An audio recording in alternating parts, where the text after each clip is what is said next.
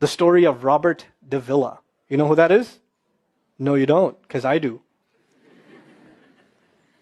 3 months ago, I gave khutbah in Fort Worth.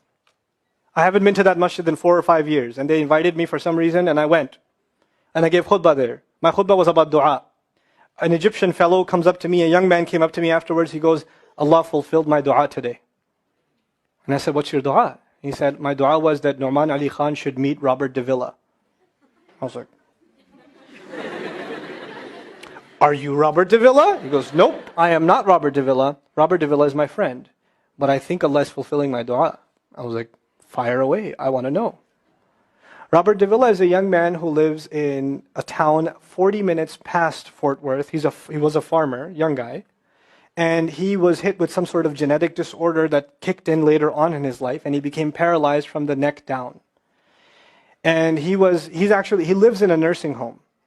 Most people in that nursing home are 90 years, 100 years. They're really, really old people. And then there's, his room where he's paralyzed neck down. He's the only 30-something-year-old that is in the nursing home, okay?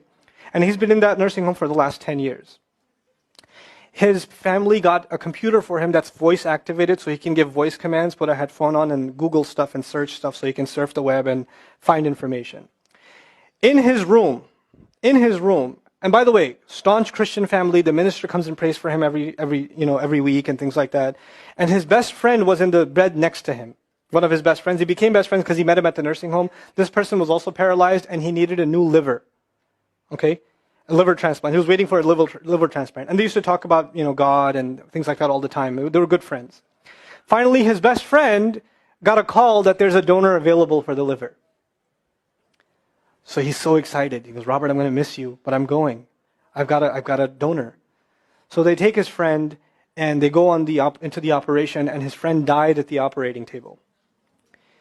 Now his friend, who's also a Christian, the deceased friend, his sister, took one of the amulets of his friend, a crucifix, and she gave it as a gift to Robert.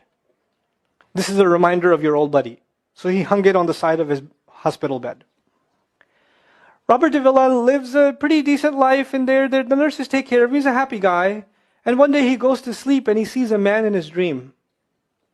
That man says his name is Muhammad. And he says, pointing at the crucifix,